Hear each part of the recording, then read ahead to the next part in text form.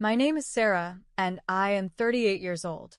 Looking back at my life, I see a long journey filled with heartbreak, lessons, and a strength I never knew I had. Today, my 11-year-old son, Adam, and I live a peaceful life in Brookfield, a place that finally feels like home. But the road to this peace was filled with struggle and pain. A decade ago, I was married to a man I once believed would be my forever. His name was Alex. When we met, I was 25 and had just started working as a teacher. He was a car dealer, full of charm and ambition. We connected instantly, and he made me feel secure, hopeful, and excited for the future.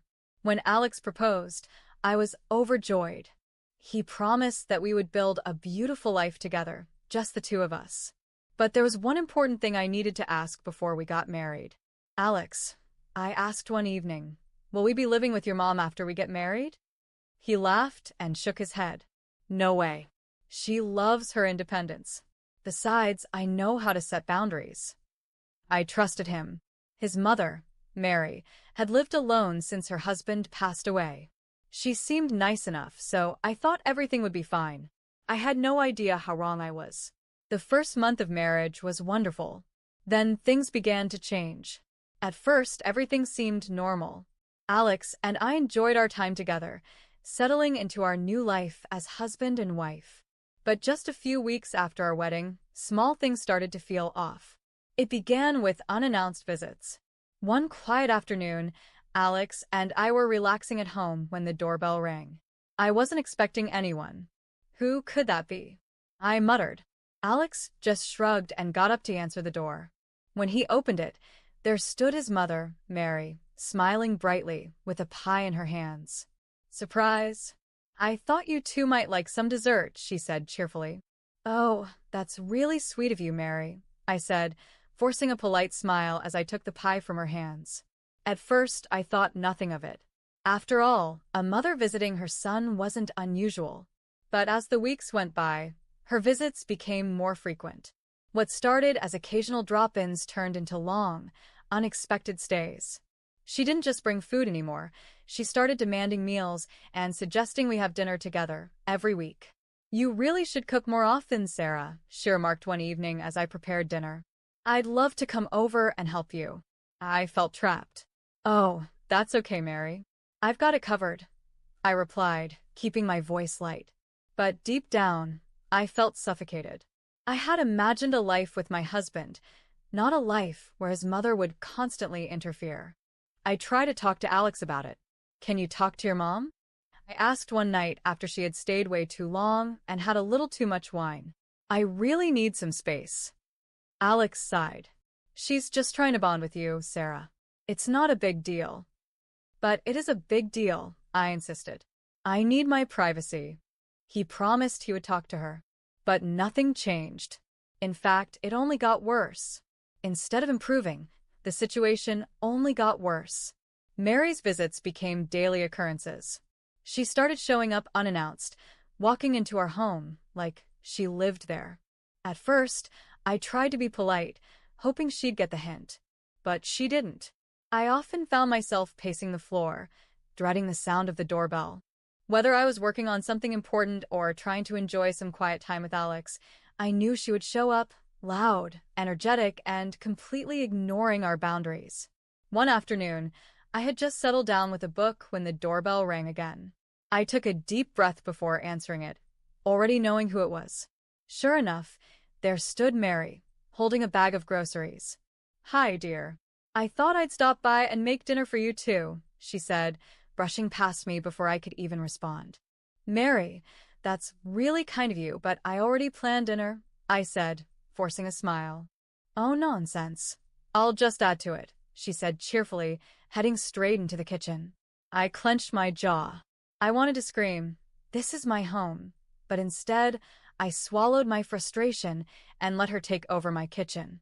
That night, after she finally left, I turned to Alex, my patience completely gone.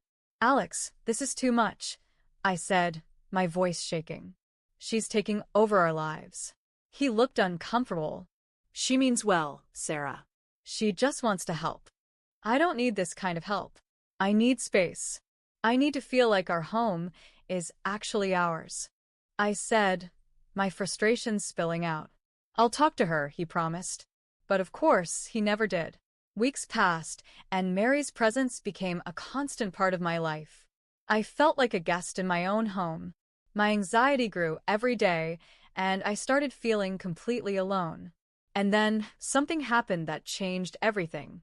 A few months into our marriage, I found out I was pregnant. I remember the moment so clearly, standing in the bathroom, staring at the little pink lines on the test. My hands trembled as I clutched the sink for support. "Oh my God," I whispered. I had wanted this, but I also knew how much it would change everything. When I told Alex, he was overjoyed. "We're going to be parents." "This is amazing," he said, pulling me into a tight embrace. For a brief moment, I felt hopeful. Maybe this would bring us closer. Maybe he'd finally understand why I needed space, why I needed him to set boundaries with his mother. But my relief was short-lived. Mary took my pregnancy as an invitation to be even more involved. She started dropping by every single day, insisting on being part of everything: doctor's appointments, nursery shopping, even trying to control what I ate. "You shouldn't be drinking that much coffee," she scolded one morning, snatching the cup out of my hands. "Mary, I'm allowed 1 cup a day," I said, keeping my voice calm. "Still, it's not good for the baby. You should be drinking herbal tea. I'll bring some over tomorrow." I sighed, already knowing there was no point in arguing. Then came the baby name suggestions. One day, she showed up at our house, a list in hand. "I've thought of some great names for the baby," she announced, beaming. Alex and I have already decided on a name," I said cautiously. "But that's not fair," she protested. "I should have a say in my grandchild's name." That was it. I snapped. "Mary, this is my child, not yours. You need to back off." She looked stunned, like no one had ever spoken to her that way before. Then, her expression darkened. "I was just trying to help," she muttered before storming out. I expected Alex to support me. Instead, he was angry at me. "Did you have to be so harsh?" he asked later that night. "Alex, she's trying to take over our lives." I shouted, exasperated. "I can't take it anymore." He sighed, rubbing his forehead. "I'll talk to her." But as always, nothing changed. As my due date approached, I felt more exhausted and isolated than ever. I knew if I stayed in that house, I'd have no peace. So, for the last few weeks before the birth, I moved in with my parents in a different city. "You'll be safe here, sweetheart," my mom assured me, rubbing my back. And for the first time in months, I finally felt some relief. Then, Adam was born. And that's when things truly spiraled out of control. The moment I held my son, Adam, in my arms, I felt a wave of love and protection I had never known before. He was so tiny, so perfect. I knew I would do anything to keep him safe. For the first 24 hours, I was in a blissful bubble. My parents were by my side, helping and supporting me. Alex was thrilled, though I could tell he was stressed about handling things back home. Then, Mary showed up. I was still in my hospital bed when the door opened, and there she was, holding a piece of paper with a smug smile. "I've thought of some great names for the baby," she announced, stepping inside as if she owned the place. I sighed deeply, already exhausted from the birth. "We've already decided on a name. His name is Adam." Her face dropped instantly. "But that's not fair. I should have a say in naming my grandson." I looked at Alex for support, but he stayed silent. "Mary," I said as calmly as I could, "this is our child, not yours. The decision is made." She huffed but didn't argue further. Still, the visit was draining, and I was relieved when she finally left. I prayed that when we got home, I'd get some peace. I was so wrong. From the moment we returned home to Brookfield, Mary took over. She showed up every single day, disrupting Adam's sleep, insisting on holding him whenever she wanted, and telling me everything I was doing wrong. "You need to swaddle him tighter. He looks hungry. Are you sure you're feeding him enough? You should let me stay over to help you at night." I was exhausted. I could barely function from the lack of sleep, and having her constantly criticizing me in my own home was unbearable. One day, she barged in unannounced while I was trying to breastfeed Adam. "Oh, don't be shy," she laughed when she saw my shocked face. "I've done this before." I was furious. "Mary, I need privacy. You can't just walk in whenever you want." She rolled her eyes. "I'm just trying to help." That night, I finally broke down in front of Alex. "Alex, I can't do this anymore," I sobbed. "She's making my life miserable, and you're letting it happen." He looked uncomfortable, but he didn't defend me. "She's just excited about being a grandmother," he muttered. I stared at him, my heart sinking. "You promised me boundaries, Alex. You lied." He looked guilty, but he didn't argue. I knew then that I was on my own. And then the worst happened. One afternoon, when Adam was 3 months old, I had to run some errands. I asked Alex to watch him, but Mary was there too. I hesitated. I didn't trust her, but Alex promised he'd be there. "I won't leave him alone with her," he assured me. Reluctantly, I left. When I returned home, I could hear Adam screaming from outside the house. My heart pounded as I rushed inside. "Why is he crying?" I shouted, running toward his room. I found Mary looking flustered, pacing the living room while Alex sat on the couch, doing nothing. I tried to calm him down, but he just wouldn't stop crying. Mary snapped, her frustration clear. I pushed past them and ran to Adam's crib. He was red-faced, trembling, and screaming at the top of his lungs. I scooped him up, holding him close, trying to soothe him.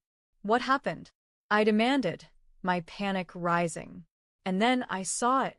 Mary's face twisted in frustration, and in a sudden, horrifying moment, she hit Adam on the head. "Be quiet," she snapped. Everything froze. For a second, Adam stopped crying. Then he let out a weak, gasping wail, and suddenly, he went limp. My world shattered. "What did you just do?" I screamed. Alex jumped to his feet, but still said nothing. He looked shocked, but he didn't stop her. I didn't have time to argue. I ran out of the house, holding Adam's tiny, lifeless body, and drove straight to the hospital. I prayed the whole way, begging for my son to be okay. I sat in the sterile hospital waiting room, my hands shaking as I clutched Adam's tiny blanket. My heart pounded in my chest, a terrifying rhythm that echoed in my ears. What if he didn't wake up? What if I lost him? The fluorescent lights above buzzed softly, but the silence in the room felt deafening. I kept staring at the double doors, praying for a doctor to walk through and give me good news. Finally, after what felt like an eternity, a man in a white coat approached me. "Are you Adam's mother?" he asked, his voice calm but serious. I shot up from my seat, desperate for answers. Yes. "How is he? Is he okay?" The doctor sighed. "Your son is stable for now, but we have concerns. His injuries are consistent with shaken baby syndrome." My entire body went cold. Shaken baby syndrome? I repeated in disbelief. My hands trembled as I covered my mouth, trying to stop the sob that threatened to escape. The doctor nodded. Yes. "It's caused by violent shaking or an impact. Has Adam fallen recently? Or been handled roughly?" I felt sick. I had seen it happen with my own eyes. Mary had hit my baby. She had hurt him in a moment of frustration, and Alex just stood there. Tears streamed down my face as I took a deep breath, trying to compose myself. "It wasn't a fall," I whispered. "It was my mother-in-law. She hit him." The doctor's expression hardened instantly. "This is serious. We have a responsibility to report suspected child abuse. Have you contacted the authorities?" I looked down at my son's blanket, gripping it tightly. I had been afraid of confrontation for too long. I had let Mary control my life, let Alex make excuses for her. But this was unforgivable. I looked back up at the doctor, my voice steady this time. "Call the police." The moment I made the decision, everything happened fast. A nurse led me into a small, private waiting room while the hospital staff alerted the authorities. I sat there, my hands gripping the armrests of the chair, my breath shaky. My baby was lying in a hospital bed, hurt because of her. The door opened and 2 police officers walked in. One of them, a A tall man with a serious expression pulled out a notepad. Miss Sarah, we understand that you reported an incident of child abuse involving your son. Can you tell us exactly what happened? I nodded slowly, wiping my tears away. I needed to stay strong for Adam. Taking a deep breath, I told them everything. I left my son with my husband, Alex, and his mother, Mary. I was only gone for a few hours. When I returned home, I could hear Adam crying loudly from outside. When I walked in, Mary looked frustrated, but Alex was just sitting there like nothing was wrong. I swallowed hard, forcing myself to continue. I picked up my son and tried to comfort him, but she was so angry. And then, I saw her do it. She hit him on the head. One of the officers stiffened.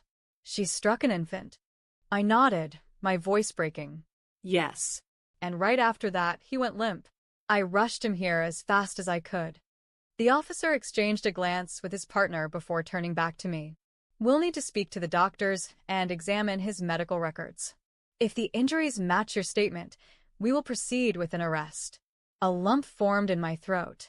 This was really happening. Will she go to jail? I asked hesitantly. If the evidence proves what you've said, she will be charged with child abuse and endangerment, he replied firmly.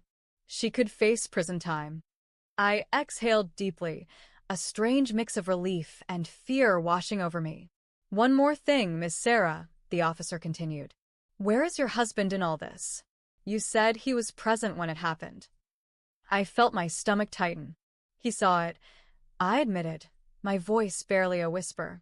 He saw everything, and he did nothing. The officer frowned. That's serious.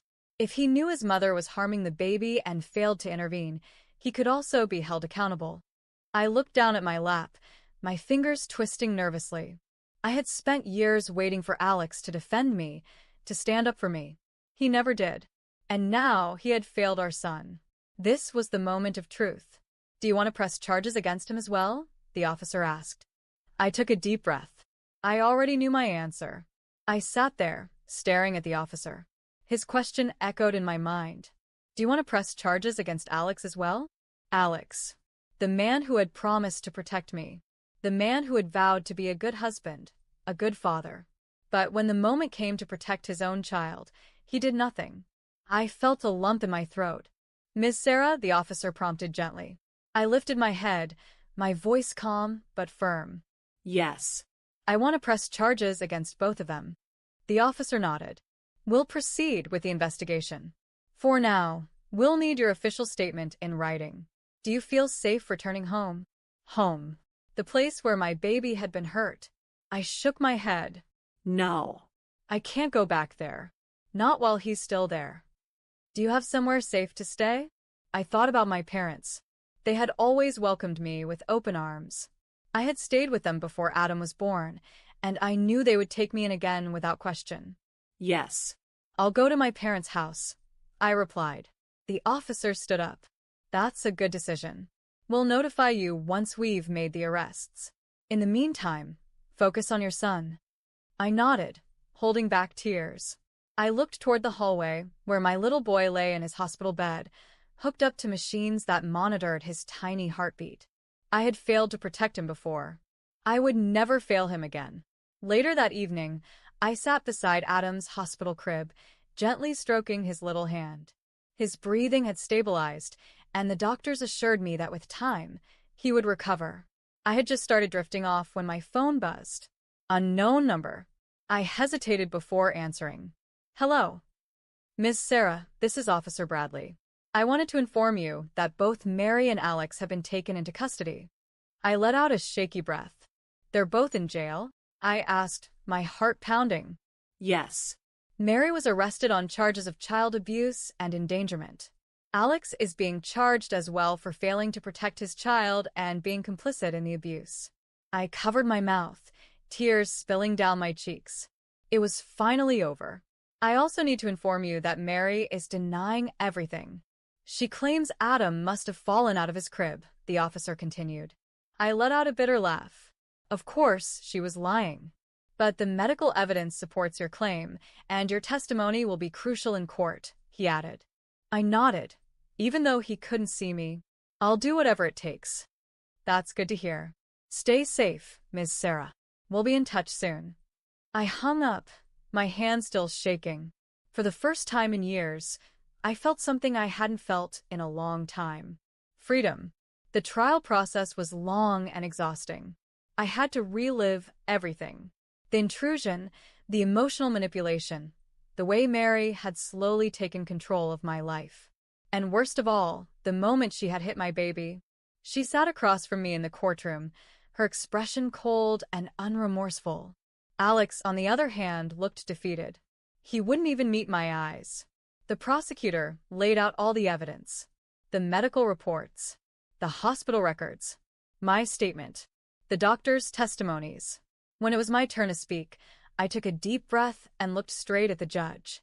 This isn't just about me, I said, my voice steady. It's about my son. He is an innocent child who was harmed by the very people who were supposed to love him. I refuse to let anyone, not even family, jeopardize his safety ever again. I saw the judge nod slightly, his face serious.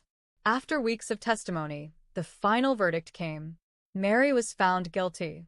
She was sentenced to prison time and ordered to attend mandatory therapy and parenting classes.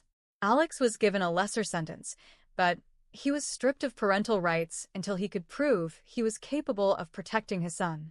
I walked out of that courtroom feeling lighter than I had in years. It was over. Over the next few months, I focused on rebuilding my life. I filed for divorce. I moved back in with my parents for a while until I found a small apartment where Adam and I could live peacefully. Slowly, life became normal again. One evening, as I sat on the couch with Adam snuggled in my arms, he looked up at me with sleepy eyes. "Mommy," he mumbled. "Yes, baby?" I whispered, stroking his soft hair. "Why doesn't Grandma visit anymore?" I felt my heart tighten. How do you explain something like this to a child? I kissed his forehead gently. "Grandma is learning how to be a better person," I said softly. "And we want to make sure everyone in our life is safe and happy." He nodded, satisfied with my answer, and drifted off to sleep. I smiled to myself, feeling something I never thought I'd feel again. Peace. Life wasn't perfect, but it was mine, and I was finally free. If you enjoyed this content, don't forget to like, leave a comment, and subscribe for more. Your support means the world to us and helps us bring you even more amazing stories. Stay tuned for more, and thank you for being a part of our journey.